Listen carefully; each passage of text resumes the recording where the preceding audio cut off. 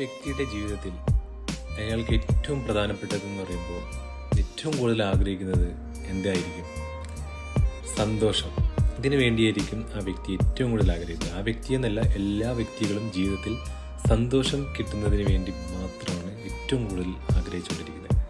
അപ്പോൾ സന്തോഷം പലർക്കും പലതരത്തിലാവാം.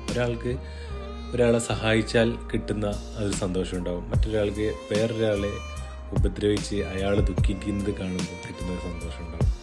അങ്ങനെ പലതരത്തിലുള്ള സന്തോഷങ്ങളുണ്ടാവും. പക്ഷെ നമ്മളിപ്പോഴും നല്ല രീതിയിലുള്ള സന്തോഷത്തിന് വേണ്ടിയിട്ട് ശ്രമിക്കുക, അതായിരിക്കും ഏറ്റവും നല്ലത്. അപ്പോൾ ഇന്ന് എൻ്റെ ഒരു സുഹൃത്ത് എന്നെ വിളിച്ചിട്ടുണ്ടായിരുന്നു. അപ്പോൾ ഞാനിത് ഇങ്ങനെ ഒരു വീഡിയോ ഇടാൻ കാരണം മെയിനായിട്ട് അത് തന്നെയാണ്. അപ്പോൾ ഞാൻ അദ്ദേഹത്തിന് കൊടുത്ത കുറച്ച് കാര്യങ്ങൾ നിങ്ങളോടും കൂടെ ഒന്ന് പറയാമെന്ന് ഞാൻ വിചാരിച്ചു. ആ പുള്ളിക്കാരൻ്റെ ഒരു ഫ്രണ്ട്, ഭയങ്കര ക്ലോസ് ആയിട്ടുള്ളൊരു ഫ്രണ്ടായിരുന്നു. അപ്പോൾ ഇവർ തമ്മിൽ വർഷങ്ങളായിട്ട് നല്ല റിലേഷനും നല്ല എല്ലാ കാര്യങ്ങൾക്കും ഭയങ്കര നല്ലൊരു ഫ്രണ്ട്ഷിപ്പ് മെയിൻറ്റെയിൻ ചെയ്ത് പോയിക്കൊണ്ടിരിക്കുകയായിരുന്നു. പെട്ടെന്നൊരു ദിവസം അത് എവിടെയോ എന്തോ കാരണത്താൽ സ്റ്റോപ്പ് ആകപ്പെട്ടു.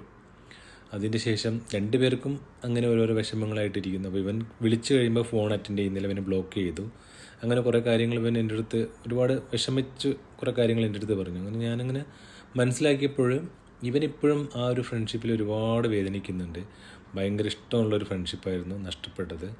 അപ്പോൾ അത് ഇവന് വല്ലാത്തൊരു ബുദ്ധിമുട്ടിലേക്ക് കൊണ്ടുചെന്ന് എത്തിക്കുന്നുണ്ട്. അപ്പോൾ ഞാൻ അവൻ്റെ അടുത്ത് പറഞ്ഞ കാര്യം, നമ്മൾക്ക് എന്തെങ്കിലും ഒരു ബുദ്ധിമുട്ടുകളുണ്ടാകുമ്പോൾ ഒരു പ്രശ്നം വരുന്ന സമയത്ത് വിളിച്ച് പറയാനൊരു കൂട്ടുകാരൻ ഉള്ളത് വളരെ നല്ലതാണ്. പക്ഷേ ആ കൂട്ടുകാരൻ ആ കോളുകൾ അറ്റൻഡ് ചെയ്യുന്നില്ല, നിങ്ങളുടെ വാട്സപ്പ് കോളുകൾ കാണുന്നില്ല, ഇത്തരത്തിലൊക്കെയാണ് എങ്കിൽ പിന്നെ നിങ്ങൾ എന്തിനു ആ കൂട്ടുകാരന് വേണ്ടിയിട്ട് വേദനിക്കണം എന്ന് ഞാൻ അവനോട് ചോദിച്ചു.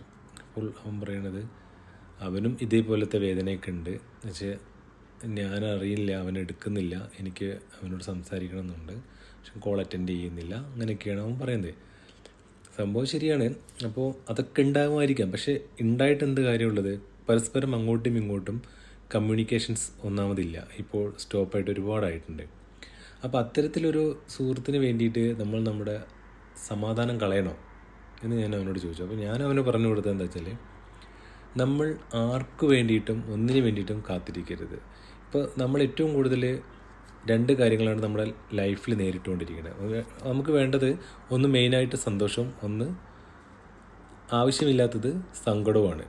അതാരും ആഗ്രഹിക്കുന്നുണ്ടാവില്ല, സങ്കടം. പക്ഷെ ലൈഫിൽ ഇത് രണ്ടും വന്നുകൊണ്ടിരിക്കും. അപ്പോൾ ആ സുഹൃത്തിൽ നിന്നും ഇവന് കിട്ടിയ സമയം എത്രത്തോളം ഇവൻ സന്തോഷിച്ചു, ആ ഒരു സന്തോഷത്തിന് ഇവൻ ആ സുഹൃത്തിനോട് നന്ദി പറയുക, താങ്ക്സ് എന്ന് പറയണം. ശരിക്കും പറഞ്ഞാൽ മനസ്സിൽ, അവൻ കോൾ അറ്റൻഡ് ചെയ്യാത്തതുകൊണ്ട് ഇനി പറയാൻ പറ്റത്തില്ല. അപ്പോൾ മനസ്സിലെങ്കിലും പറയാം, ദൈവത്തോട് നന്ദി പറയുക. കാരണം നമ്മുടെ ഒരു സന്തോഷം എന്ന് പറയുമ്പോൾ ആ സന്തോഷത്തിലൂടെ പലതരത്തിലുള്ള ഹോർമോണുകളും നമ്മുടെ ശരീരത്തിൽ ഉൽപ്പാദിപ്പിക്കപ്പെടുന്നുണ്ട്. അതിലൂടെ നമുക്ക് പലതരത്തിലുള്ള ഹാപ്പിനെസ് ഹോർമോണും പുറപ്പെടുവിക്കുമ്പോൾ ലൈഫിൽ ഒരുപാട് മാറ്റങ്ങൾ വരും. ഒരുപാട് പോസിറ്റീവായിട്ടുള്ളൊരു എനർജി തന്നെയാണ് ഏറ്റവും കൂടുതലായിട്ട് മെയിനായിട്ടും വരുന്നത്. അപ്പോൾ ഇത്തരത്തിലൊരു പോസിറ്റീവ് എനർജി നമുക്ക് തന്ന ആ സുഹൃത്തിനോട് നമ്മൾ നന്ദി പറയണം. ഒരിക്കലും ആ ഒരു ഇതിൻ്റെ പേരിൽ നമ്മൾ വേദനിക്കാനും പാടില്ല. കാരണം അത്ര ദിവസങ്ങളും മാസങ്ങളും വർഷങ്ങളും നമ്മളോടൊപ്പം നമുക്ക് സന്തോഷം തന്നിട്ടുണ്ടെങ്കിൽ അത് പിന്നീടൊരു തീരാവേദനയായിട്ട് നമ്മളത് കാണാൻ പാടില്ല.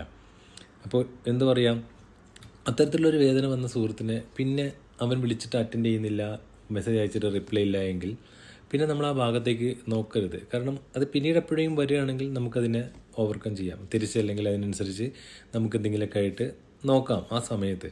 അതല്ലാതെ ഇപ്പോൾ ഇനി അത്രയും കാലങ്ങളോളം ഇതിങ്ങനെ മനസ്സിൽ വേദനിച്ചിട്ടെന്തിനാണ്? നമ്മുടെ ഹാപ്പിനെസ് ഹോർമോണ് നമ്മുടെ ശരീരത്തിൽ ഉണ്ടാക്കി തന്ന ഒരുപാട് കാര്യങ്ങളുണ്ട്. അത് നേരെ തിരിച്ച് സങ്കടത്തിലേക്ക് പോകുമ്പോൾ നേരെ ഓപ്പോസിറ്റ് ആയിരിക്കും അതിൻ്റെ റിസൾട്ട് വരിക. അപ്പോൾ അത്തരത്തിലൊരു നെഗറ്റീവ് റിസൾട്ട് നമ്മൾ ആഗ്രഹിക്കുന്നുണ്ടെങ്കിൽ നമുക്ക് ഓക്കെ. പക്ഷെ ആരും നെഗറ്റീവ് റിസൾട്ട്